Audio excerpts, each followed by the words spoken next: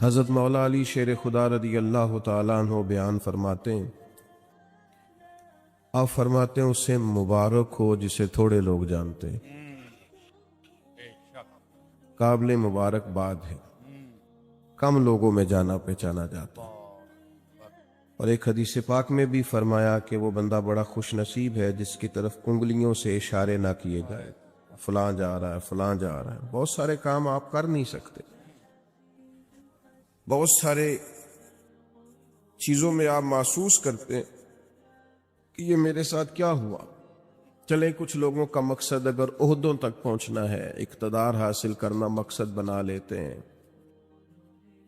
تو جتنے مجبور ہم نے عہدوں پر بیٹھے لوگ دیکھے ہیں، اتنا شاہد ہی کوئی مجبور ہو۔ یا آپ کبھی دیکھ لیں، حکومت مجبور ہوتی ہے، اپوزیشن آزاد ہوتی ہے، اس کا کام تو صرف تنقید کرنا ہے، وہ کرتی رہتی ہے۔ لیکن جو لوگ کسی عہدے پر بیٹھے ہوتے ہیں، لوگ بول دیتے ہیں اس کو یہ کر دینا چاہیے، اس کو وہ کرنا چاہیے، کچھ باتیں درست بھی ہوں گی لیکن اتنا آسان تھوڑی ہوتا ہے۔ بہت سارے پہلو ہوتے ہیں جن پر غور کرنی ہوتی ہے۔ اگر کوئی اخلاص کے ساتھ عہدے پر بیٹھا ہے تو اس کو بڑا پھونک پھونک کے قدم اٹھانا پڑتا ہے۔ تو کسی شخص کا مقصد اگر دولت کا حصول ہو کہ مجھے ہر صورت میں پیسہ ہی جمع کرنا ہے، اس نے بھی زندگی کا کوئی پیارا مقصد نہیں پایا۔ بہت ساری جگہوں پہ دولت نفع بخش ہوتی ہے، اللہ کا فضل ہوتی ہے، لیکن اگر جائز ناجائز کا لحاظ کیے بغیر مقصود ہی صرف حصول دولت ہو تو دولت کی پیاس اور بھوک وہ والی بھوک اور پیاس ہے جو پیسے ملنے سے ختم نہیں ہوتی، بڑھتی جاتی ہے۔ یہ بڑھتی ہے، یہ ختم نہیں ہوتی۔ کہ جتنے ملیں گے حال میں مزید، حال میں مزید کی آوازیں اور آئیں گی، یہ طلب بڑھے گی، یہ بڑا سخت نقصان کرتی ہے انسان کی باطن کا، اس کی نورانیت کا، اس کی کیفیات کا۔ جو لوگ قناعت پسند نہیں ہوتے، حریص ہوتے ہیں، لالچی ہوتے ہیں، وہ تو بیچارے الجھ جاتے ہیں، ان کا اندر تو اجڑ جاتا ہے پوری طرح، انہیں پتہ بھی نہیں چلتا اور وہ بے آباد ہو چکے ہوتے ہیں۔ اچھا، کئی دفعہ ایسا بھی ہوتا ہے وہ اخلاص سے چلے تھے، ان کے مقاصد بڑے حسین تھے، لیکن جب اس رستے پہ پڑے تو پھر مقصد بدل گیا، اللہ معاف کرے، پھر وہ حصول دولت، حصول دنیا، تو وہ اپنی بھی وہ کیفیت نہیں رہی ان کی، وہ خود بھی بے چین ہوتے۔ اور حدیث پاک میں موجود ہے، نبی کریم علیہ السلام نے فرمایا، دو بھوکے بھیڑیے۔ بھیڑیا ویسے ہی بڑا خطرناک ہوتا ہے، اور اگر اوپر سے بھوکا ہو تو بھیڑیا ویسے ہی خطرناک ہے، اور اگر بھوکا بھی ہو تو کریم فرماتے ہیں دو بھوکے بھیڑیے بکریوں کے ریوڑ میں کھلے چھوڑ دیے جائیں، کوئی روک ٹوک کرنے والا نہ ہو۔ فرمایا وہ دو بھوکے بھیڑیے بکریوں کے ریوڑ کا اتنا نقصان نہیں کرتے جتنی دولت اور شہرت کی محبت انسان کے دل کا نقصان کرتی۔ وہ اندر سے پورے طور پہ اجڑ جاتا ہے، اس کا باطن پورے طور پر تباہ ہو جاتا ہے، اسے پتہ ہی نہیں ہوتا۔ بہترین اور صاف ستھرے لباس کے پیچھے اس کی روح بے آباد ہو جاتی، کچھ بھی پاس نہیں ہوتا، ایک مشینی سی زندگی، آ رہا ہے، جا رہا ہے، بیٹھا ہے، بول رہا ہے، گفتگو کر رہا ہے، کاروبار کر رہا ہے، اس ملک میں ہے، دوسرے ملک میں ہے، 3-4 فون رکھے ہوئے، کسی کو کوئی بات بتا رہا ہے، کسی کو کوئی، صبح اور شام تک اسے یاد ہی نہیں رہتا صبح میں نے کیا کہا تھا، چونکہ زندگی مشینی بن گئی ہے نا، الجھ سا گیا۔ تو یہ جتنے بھی مقاصد ہمارے ہاں لوگ پیدا کر لیتے ہیں، یہ سارے مقاصد بڑے تکلیف دہ ہوتے، لیکن اگر زندگی کا مقصد وہ حسین مقصد ہو جس کی طرف قرآن مجید نے رہنمائی فرمائی، تو پھر انسان بڑا باطنی سکون محسوس کرتا ہے۔ اللہ تعالیٰ نے فرمایا، الذی خلق الموت والحیات لیبلوکم ایکم احسن عملا۔ فرمایا وہ ذات جس نے موت اور حیات کو پیدا کیا ہے تاکہ پتہ چلے تم میں اچھے عمل کون کرتا ہے۔ بہترین کردار کون پیش کرتا ہے؟ ایک بات یاد رکھیے گا، ہر آدمی باصلاحیت ہوتا ہے، بہت اچھے، واہ، ہر آدمی میں اللہ نے کوئی نہ کوئی خوبی رکھی بھی ہوتی ہے۔ بہت اچھے، ایک تو ہم اپنی خوبی کا پتہ ہی نہیں کرتے، یعنی دیکھیں مسجد کے باہر لکھا ہوتا ہے میرے جیسے مولانا صاحب کا نام فلاں نے مسجد بنائی، حالانکہ جو پوری بلڈنگ کی تعمیر کے لیے چپکے سے پیسے دے گیا تھا، یہ بھی اس نے کہا تھا کہ میرا ذکر نہ کرنا کسی کے سامنے، بہت اچھے، اور میاں وہ بھی بڑا بانی ہے اس ادارے کا، واہ بھائی واہ، اس کا بھی خاصا حصہ ہے یہاں۔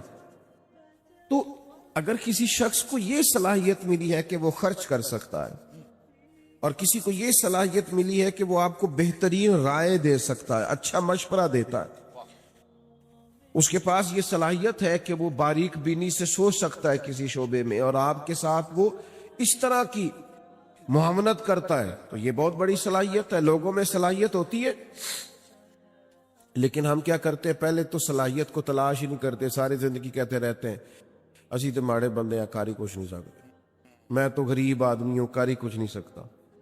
وہ سعدی شیرازی رحمت اللہ علیہ کی خدمت میں بھی ایک شخص نے اپنے دوستوں کا شکوہ کیا تھا، اس نے کہا تھا بڑے نکمے میرے دوست، بڑے ہی ناکارہ ہیں، کسی کام کے نہیں، کسی کام نہیں آتے، بالکل ہی بیکار ہیں۔ تو حضرت سعدی بار بار سمجھانے لگے، فرمایا یوں نہیں کہتے، کوئی تو خوبی ہوگی۔ اس نے کہا حضور کوئی بھی نہیں۔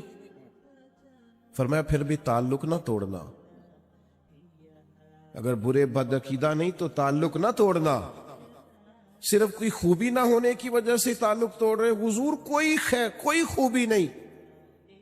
تو سعدی فرمانے لگے سونو پھر بھی تعلق رکھنا، پانی جتنا مرضی میلا کچیلا بھی ہو، آگ بجھانے کے کام پھر بھی آ جایا کرتا ہے۔ بڑا میلا کچیلا ہے، گدلا ہے، بیکار ہے، لیکن آگ بجھائی جا سکتی ہے اس سے۔ تو خوبیاں ہوتی ہیں انسانوں میں۔ پہلی بات تو یہ ہے کہ ہم یہ جو شیخ ہوتے ہیں نا، بزرگ ہوتے ہیں، مربی ہوتے ہیں، ہمارے مشائخ، یہ بنیادی طور پر کرتے کیا تھے؟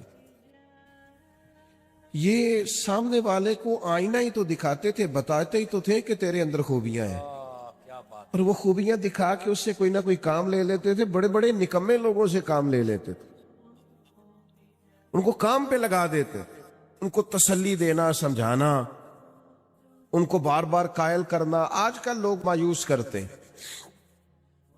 ہمارے پاکستان کے ایک بڑے معروف کالم نویس ہیں، انہوں نے ایک دفعہ کالم لکھا، وہ تبصرہ تو اس پر کر رہے تھے کہ ملک میں چند سیاسی جماعتوں کا راج ہے، کسی اور کو سامنے نہیں آنے دیتے۔ تو انہوں نے ایک مثال لکھی، کہنے لگے گاؤں کا چودھری انتقال کر گیا تو پوتا اپنی دادی سے کہنے لگا اب چودھری کون بنے گا؟ تو اس نے کہا جو چودھری فوت ہوا ہے اس کا بیٹا۔ تو نے کہا اگر وہ بھی فوت ہو گیا؟ تو کہا اس کا بیٹا۔ وہ بھی فوت ہو گیا تو انہوں نے مثال دی۔ تو آخر میں وہ دادی کہنے لگی پتر سارا پنڈ بھی مر جائے تو نہیں چودھری بن لگا، تو یہ چودھریوں نہیں بننا ہے، تو فکر نہ کر۔ تو انہوں نے مثال دی کہ کچھ بھی ہو جائے، یہ چند سیاسی لوگوں نے آنا ہے۔ تو میرا کچھ رابطہ رہتا تھا، میں نے انہیں فون کیا، میں نے کہا آپ قوم کو مایوس کر رہے ہیں، یہ فکر پیدا کر رہے ہیں آپ ہماری نوجوان نسل میں کہ تم آگے آ ہی نہیں سکتے۔ میں نے کہا تو میرے ساتھ آ، میں تجھے بتاتا ہوں غریبوں کے بچے چودھری بنے ہوئے ہیں، کیا بات، میں تمہیں بنے ہوئے دکھاتا ہوں، ہماری نظروں میں آئیں۔ یہ اپنی قوم کی تربیت کر رہے ہو کہ تم کچھ بھی نہیں کر سکتے؟ بہت اچھا، تم ان کی تربیت کرو کہ اٹھ باندھ کمر کیوں ڈرتا ہے، پھر دیکھ خدا کیا کرتا ہے۔ ہمت دلاؤ، جد و جہد کا جذبہ پیدا کرو، ان کے اندر شوق پیدا کرو، یہ محنت کریں، آگے بڑھیں، مدد کرنے والا اللہ ہے۔ علاقے میں جو چودھری کہلاتے تھے ان کا بچہ پڑھا نہیں ہے، وہ اسی کمپنی کے دروازے پر گن مین ہے، اور اسی علاقے کا جو غریب کہلاتا تھا اس کا بچہ پڑھ کے اسی کمپنی کے اندر مینیجر لگا ہوا ہے۔ تو آؤ ہم دکھاتے ہیں، آپ لوگوں کو مایوس۔ تو ایک تو صلاحیت کو بھانپیں کہ ہم کیا کردار ادا کر سکتے ہیں، وہ والا کردار ادا کریں، ہم کیا ڈیوٹی کر سکتے ہیں وہ والی ڈیوٹی کریں، اور پھر اپنی جو زندگی ہے جو مقصد ہے اس کو صحیح جگہ پہ خرچ کریں، غلط جگہ پہ استعمال۔ کچھ لوگوں کو اللہ صلاحیت دیتا ہے نا، باصلاحیت ہوتے ہیں، لیکن وہ اپنی صلاحیت کا استعمال ٹھیک۔ اچھا یہ بتائیں، جس کی آواز سریلی ہوتی ہے اپنی وجہ سے ہے کہ اللہ کی عطا ہے؟ اللہ کی عطا ہے تو جو آنکھیں میں نعت سناندہ 60,000 لینا ہے، پھر واہ بھائی، اس سے پوچھا جائے گا کہ یہ آواز سریلی کرنے کے تو نے دیے کتنے، پہلے یہ بتانا۔ خدا کے بندے، اللہ نے اپنے فضل سے صلاحیت دی ہے اور تو غلط جگہ پہ استعمال کر رہا ہے، نوٹ کمانے لگ گیا، اور پھر یہ کہ تیرے نخرہ ہے کہ وہ سنبھالا نہیں جا رہا الا ماشاءاللہ، اور پھر یہ کہ جس محبوب پاک علیہ الصلوۃ والسلام کی نعت پڑھ کے اللہ نے تجھے عزت دی ہے، ان کی سنت کا لحاظ تک نہیں تو کرتا، شریعت کا پاس تک نہیں ہے تجھے۔ تو سمجھے چیزوں کو، اللہ نے صلاحیت اپنے فضل سے دی ہے۔ بڑے بھائی ہوتے ہیں، 4 5 6 بھائی ہیں، لیکن ان میں سے اللہ تعالیٰ کسی کو صلاحیت دے دیتا، آگے گزر جاتا ہے۔ اب وہ کیا کرتا ہے، وہ جناب جس کو تھوڑے سے پیسے مل جائیں یا معروف ہو جائے یا جانا پہچانا جائے، وہ مشورے دے دے کے مار دیتا ہے۔ وہ ایسے بات کر رہا ہوتا ہے جیسے بڑا پروفیسر ہے۔ وہ بھائی خدا نے فضل کر دیا، تیرا جی میں رہے، اللہ سے ڈر، اپنی صلاحیت کا غلط استعمال نہ کرے کبھی بھی۔ اگر باصلاحیت ہے تو اس اپنے آپ سے کوئی کام لے لیں، اپنے وجود کو بیکار نہ کریں، کوئی خدمت لیں، اس سے کوئی ڈیوٹی لیں، اپنے آپ کو کسی کام پہ لگا دیں، ورنہ ضائع ہو جائیں گے۔ بڑے لوگ ہیں ایسے باصلاحیت ہیں، لیکن ایسے کاموں میں وقت ضائع کرتے ہیں جو ان کے والا ہے ہی نہیں، بیکار اپنا وقت ضائع کرتے ہیں۔ ہارون رشید بیٹھے تھے تو بہت سارے لوگ بادشاہ کے دربار میں آیا کرتے تھے، تو ایک صاحب آ گئے، وہ کہنے لگے میں آپ کو کوئی کرتب دکھاؤں گا اور پھر آپ سے انعام پاؤں گا۔ یہ آتے ہیں نا کرتب دکھانے والے، میجک شو کرنے والے، پھر وہ کچھ دکھاتے ہیں اور ان کو 10 روپے 20 روپے ایک آدمی دیتا ہے۔ اس نے کہا میں کرتب دکھاؤں گا اور آپ سے انعام لوں گا۔ کہا چلو۔ تو کچی دیواریں ہوتی تھی، اس نے سوئی ایک پھینکی، وہ جا کے دیوار میں لگی۔ سوئی کے پیچھے ایک چھوٹا سا سوراخ ہوتا ہے، پنجاب میں لوگ اس کو نکا کہتے ہیں، اس میں دھاگا ڈالا جاتا ہے۔ عجیب بات یہ کہ آپ کی توجہ ہے میری بات پر، اس کرتب دکھانے والے نے دوسری سوئی پھینکی تو وہ جا کے اس سوراخ میں لگی جس میں دھاگا ڈالا جاتا ہے۔ وہ تیسری پھینکی تو وہ دوسری کے سوراخ میں جا کے، اتنا مضبوط نشانہ۔ کمال، اس نے 12 سوئیاں پھینکی، ایک دوسرے کے نکے میں لگتی، سوراخ میں۔ لوگ شش کر اٹھے کہ اتنا بڑا اور زبردست نشانے باز۔ اب جب وہ 12 سوئیاں مکمل ہوئی تو ظاہر ہے جو اس زمانے میں طریقہ تھا، لوگ واہ واہ بھی کرنے لگے، کسی نے 10 روپے دیے، کسی نے 100 روپیہ، کسی نے 50 روپے۔ اب اس کی نظر یہ تھی کہ چونکہ میں نے بہت بڑا کمال دکھایا ہے تو بادشاہ مجھے زیادہ پیسے دے گا۔ جب سب تھک گئے دے کے تب اس کی نظر بادشاہ پہ تھی، تو ہارون رشید گردن جھکائے بیٹھے، دیکھا سناٹا چھا گیا ہے تو سر اٹھایا، کہنے لگے اس کرتب دکھانے والے کو پکڑو اور باہر لے جاؤ، ستون سے باندھ اور اسے 70 کوڑے مارو۔ وہ کہنے لگا بادشاہ میری غلطی، میں نے تو کمال دکھایا ہے اور یہ کمال لوگ آن کر کے دکھایا کرتے ہیں اور آپ سے انعام پاتے ہیں، تو آپ یہ ہے کہ مجھے کوڑے لگوا رہے۔ تو بادشاہ سلامت کہنے لگے کوڑے اس لیے لگوا رہا ہوں کہ اللہ تعالیٰ نے اتنا بہترین نشانہ دیا، تو مداری بن گیا، تیری سزا بنتی ہے۔ اس نے کہا حضور پھر کیا کروں؟ فرمایا میں تجھے فوج میں بھرتی کرتا ہوں، یہ جو نشانے کا اللہ نے کمال دیا ہے یہ کافر پہ لگا تھا کہ دین کے جھنڈے کو اللہ سر بلند دیا تھا، سبحان اللہ، یہ کافر پہ لگا، اپنی صلاحیت کو ضائع کر رہا ہے، بیکار کر رہا ہے۔ بہت اچھا۔ اللہ تعالیٰ نے قرآن مجید کے اندر یہ ارشاد فرمایا ہے کہ النبی اولیٰ بالمؤمنین من انفسہم، فرمایا نبی کریم صلی اللہ تعالیٰ علیہ وسلم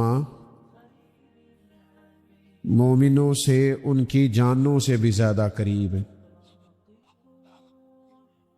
تو اس کو بند کر دیں، یہ اس کی لائٹ بند کر دیں، اللہ آپ کو یہ چھوڑ دیں، سارے آپ چلانے، یہ مائک چل جائے اتنا کافی ہے، باقی سب چھوڑ دیں، بات سنیں۔ میں نے عرض کیا ٹائم بہت کم رہ گیا۔ عزیز دوستو، ہمارا نا کائنات میں سب سے گہرا اور مضبوط رشتہ اللہ رسول کے ساتھ۔ دنیا کے اندر بہت سارے رشتے حساس ہوتے، ان کی حساسیت کا انکار نہیں کیا جا سکتا، پر جتنی حساسیت نبی پاک علیہ السلام کے رشتے میں پائی جاتی ہے نا، یعنی ہماری جانوں سے بھی ہمارے زیادہ مالک مدینے والے محبوب ہیں۔ یاد رکھیے گا کہ جب یہ رشتہ اتنا نازک ہے تو پھر اس تعلق کے لیے امتی کا بھی کام یہ ہے کہ وہ اس نزاکت کو ذرا گہری نظر سے سمجھے۔ حضور سید عالم علیہ السلام پر ایمان لانے کا معاملہ ہو تو حساس ہونا چاہیے۔ حضور کی ہر بات، بیٹا موبائل چھوڑ دو، بات مانتے، آپ اتنے پیارے ہیں ماشاءاللہ، آپ جب موبائل اونچا کرتے ہیں تو پچھلوں کو نظر نہیں آتا، وہ بیچارے پھر دقت محسوس کرتے۔ اللہ تعالیٰ آپ سب کو سلامت رکھے۔ نبی پاک صلی اللہ تعالی علیہ وسلم کی بات ماننے کے معاملے میں بھی صحابہ بڑے حساس تھے۔ بہت سارے لوگ ہمیں بہت سارے کام کہتے ہیں، بہت ساری نصیحتیں بعض اوقات ہمیں سننے کو ملتی ہیں، لیکن رسول کریم صلی اللہ تعالی علیہ وسلم جب اپنے غلاموں کو کوئی بات ارشاد کرتے، حضور جب کچھ بیان کرتے اور غلاموں سے جب سرکار کسی بات کا تقاضا کرتے تو وہ اس کی حساسیت کو سمجھتے تھے۔ حضرت حکیم بن حزام رضی اللہ تعالی عنہ بیان فرماتے کہ نبی کریم صلی اللہ تعالی علیہ وسلم نے ہم سے عہد لیا تھا کہ ہم کسی دنیا دار کے آگے ہاتھ نہیں پھیلائیں گے، اپنا رجوع ہمیشہ اللہ رسول کی جانب رکھیں گے، دنیا داروں سے، مالداروں سے، سیٹھوں سے، نوابوں سے ہم کبھی ہاتھ پھیلا کے مانگیں گے نہیں۔ وعدہ ہو گیا، بیعت ہو گئی اس بات پر۔ فرماتے ہیں پھر ہمارا حال یہ تھا کہ اگر کوئی شخص گھوڑے یا اونٹ پر بیٹھا ہے اور اس کے ہاتھ سے درہ گر گیا ہے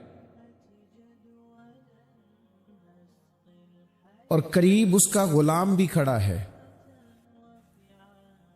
تو اپنے غلام سے نہیں کہا کرتا تھا کہ درہ مجھے پکڑا دو، وہ خود گھوڑے سے نیچے اترتا تھا، خود اونٹ سے نیچے اترتا تھا، تو وہ درہ اٹھاتا تھا۔ جب سوال کیا جاتا کہ آقا میں قریب کھڑا تھا، میں غلام ہوں، مجھے آپ حکم کر دیتے، ارشاد کر دیتے، میں آپ کا درہ پکڑا دیتا، تو وہ کہتے کیسے تمہیں کہہ دیتے، ہم نے تو اپنے نبی پاک علیہ السلام سے وعدہ فرمایا ہے کبھی کسی دنیا دار سے سوال نہیں کریں گے۔ تو حضور کی بات ماننے کے معاملے میں حساس ہونا، آج کل نا مسلمان ہر ہفتے جمعہ پڑھتے ہیں، ہفتے میں ایک دفعہ جمعہ ہوتا ہے، عید کی نماز ہوتی ہے، مختلف محافل ہوتی ہیں، تو بہت ساری احادیث سنتے ہیں، بہت سارے ارشادات ہمارے کانوں سے آ کر کے ہماری سماعتوں کو معطر کرتے، تو چونکہ بہت ساری باتیں ہم سنتے ہیں تو وہ خاص حساسیت جو اس معاملے میں ہونی چاہیے کہ بندہ سمجھے بس مجھے حضور کا ارشاد پہنچ گیا، بس مجھے نبی پاک علیہ السلام کی بات آ گئی، بس حضور نے حکم دے دیا۔ یہ حساسیت بڑی ضروری ہے۔ یاد رکھیے گا کہ یہ نہیں ہو سکتا کہ ہم حضور کی احادیث کو، قرآن مجید کی آیات کو بھی معاذ اللہ صرف کانوں کی لذت کے لیے سنیں اور کہ ماشاءاللہ سبحان اللہ کیا بات ہے، کیا بات آپ نے بیان کی، لیکن اس کی جو خاص تاثیر ہے اور اس کا جو خاص درجہ ہے، اور بندہ مومن کے دل کے اندر اس کے لیے جو خاص مقام ہونا چاہیے، جب تک وہ ہم اپنے اندر پیدا نہیں کرتے ایمان کی لذت نصیب نہیں ہو سکتی۔ آپ دیکھیے، میں نے عرض کیا تھا خاموش، اور حضور وضو کر کے مسکرائے تھے۔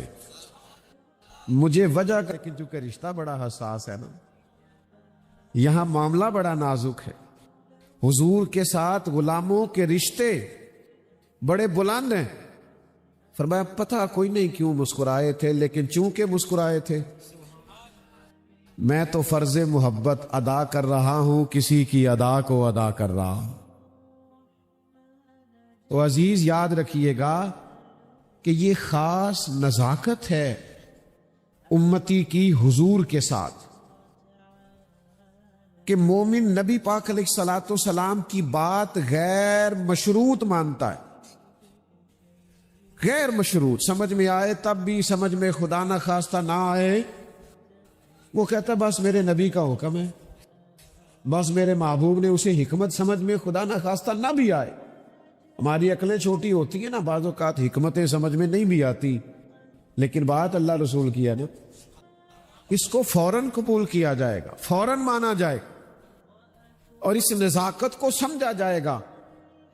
نبی کریم علیہ السلام جمعہ پڑھا رہے ہیں، جیسے میں نے ابھی 2-4 دوستوں سے کہا نا، بعض اوقات کہنا پڑتا ہے موبائل بند کر دے اور بیٹھ جائیں اور خاموش ہو جائیں۔ یہ نقیب محفل یا خطیب یا اسٹیج سیکرٹری، یہ لوگ بولتے ہیں بعض اوقات نظم و نسق کو درست کرنے کے لیے نا، ماحول کو بہتر کرنے کے لیے کئی دفعہ کہنا پڑتا ہے، اور ڈر، ہمیں تو ڈر بھی لگتا ہے کسی کا دل نہ ٹوٹ جائے، دل آزاری نہ ہو جائے، کہنا پڑتا ہے بہرحال کہ یہ ذرا درست کر لو۔ تو یہ بعض اوقات ایسے مواقع آ جاتے۔ تو حضور علیہ السلام نا جمعہ پڑھا رہے تھے، تو ایک صاحب کھڑے ہو گئے، تو محبوب نے فرمایا بیٹھ جاؤ۔ ایک صحابی دروازے پہ تھے، ابھی ان کے کانوں میں آواز گئی، وہ وہی بیٹھ گئے۔ ایک قبیلہ بنو غنم میں تھے، ان کے کانوں میں وہی آواز گئی اور وہ وہی بیٹھ گئے۔ جس نے جہاں سنا وہ وہی۔ اچھا، نبی پاک علیہ السلام نے ایک شخص سے کہا،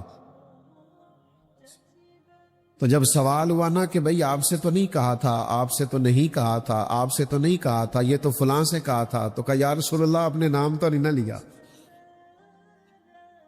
یہ محبوب کی بارگاہ ہے، بس اشارہ ہو گیا، بس حکم ہو گیا، بس ہم سمجھ گئے کہ کریم کی اس وقت رضا یہ ہے کہ بیٹھ جاؤ، بس حضور کی مرضی یہ ہے کہ بیٹھ جاؤ۔ تو چونکہ نام لیا نہیں، ارشاد فرمایا نہیں، تو جس کے کانوں میں آواز گئی نا، سانو قید سجن دا گہنا ہے،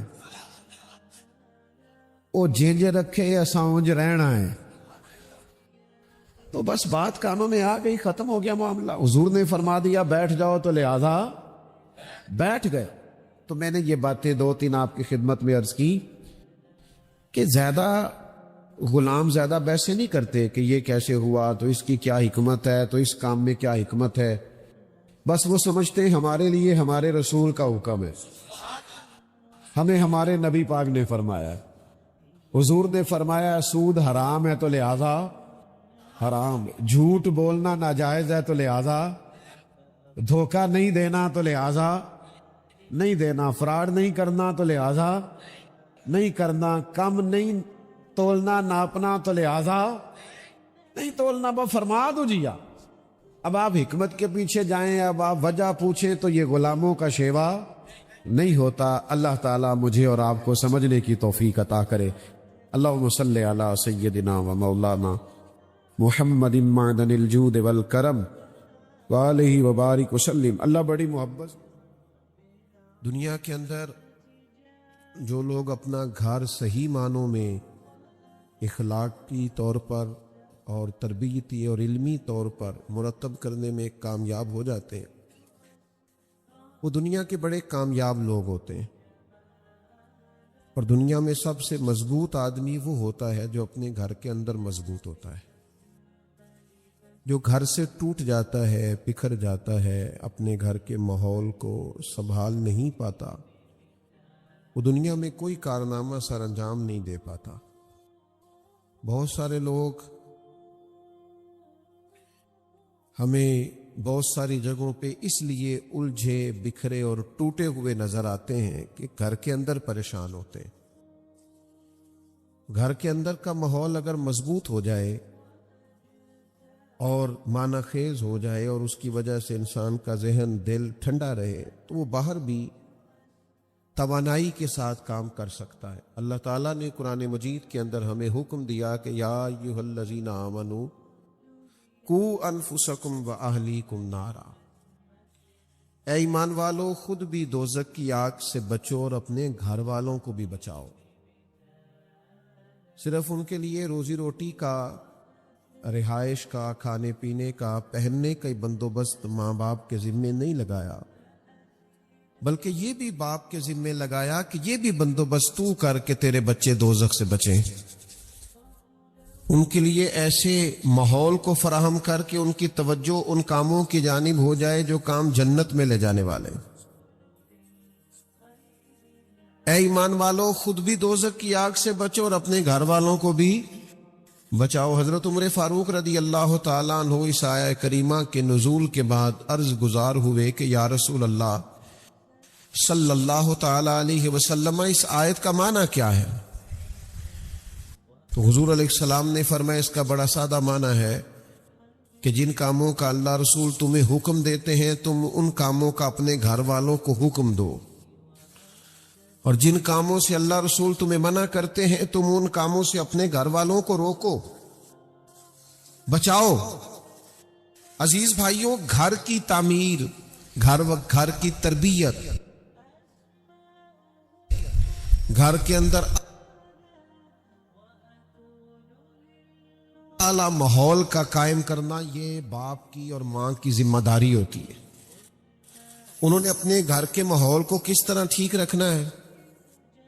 سب سے پہلے تو انہوں نے آپس کی لڑائی کو کیسے ختم کرنا ہے، اس میں کس طرح انہوں نے بچوں کے لیے آسانی کرنی ہے، اور گھر میں کس طرح یہ ماحول بنانا ہے کہ بچوں کا شوق بنے کہ وہ تعلیم کی طرف بڑھیں، ان کے اندر رغبت پیدا ہو کہ وہ نماز، روزہ، عبادات اور اخلاقیات کے عنوان پر کامیابی. یہ ذمہ داری ہے اور یہ نازک مسئلہ ہے.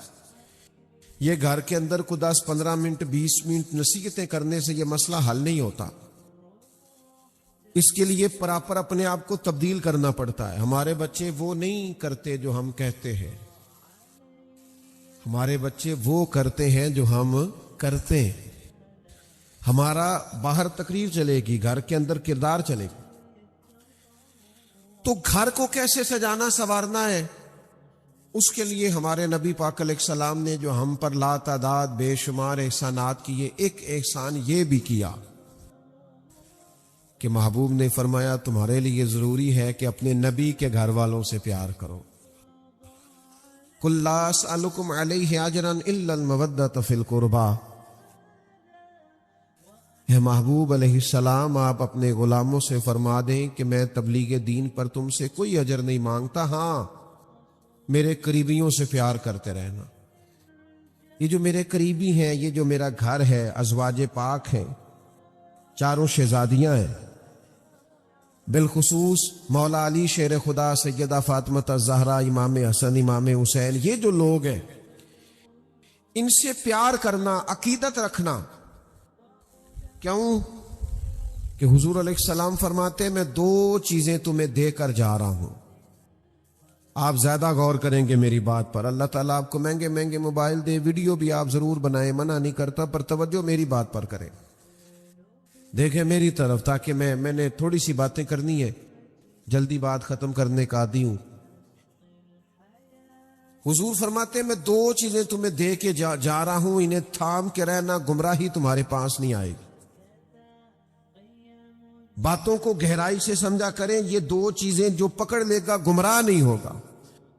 یا رسول اللہ صلی اللہ تعالی علیہ وسلم کرم فرمائیں حضور فرمانے لگے کہ اللہ کی کتاب قرآن تمہیں دے کے جا رہا ہوں، اور دوسرا اپنا خاندان تمہیں دے کے جا رہا ہوں۔ میرے خاندان کی طرف دیکھنا، کردار و عمل دیکھنا، صبح شامیں دیکھنا۔ اگر ہم نبی پاک علیہ الصلوۃ والسلام کی جو آئلی اور ذاتی اور گھریلو زندگی ہے اس پر کبھی غور کریں تو نبی پاک علیہ السلام نے اپنا گھر کیسے سجایا سوارا اور ہمیں کیا تلقین ارشاد فرمائی، یہ قابل غور پہلو۔ اور میں پھر وہی بات دہراؤں گا کہ گھر سے مضبوط ہو گئے تو باہر بھی بڑے مضبوط ہو جائیں گے، لیکن اپنے پودے خشک رہیں اور ادھر ادھر انسان باغبانی کرتا پھرے تو اسے کہا جائے گا یار تیرے اپنے پودے تو خشک ہو گئے ہیں اور تو دوسروں کو مشورہ دے رہا ہے کہ فلاں کام کرو گے تو پھل زیادہ آئے گا، تو اپنے گھر کے اندر بھی تو بہت ساری توجہ دے، اس پر بھی تو غور کر۔ اللہ کے پیارے رسول صلی اللہ تعالی علیہ وسلم کی مقدس زندگی میں آپ کو ملے گا کہ حضور اپنے گھر والوں کو وقت دیتے،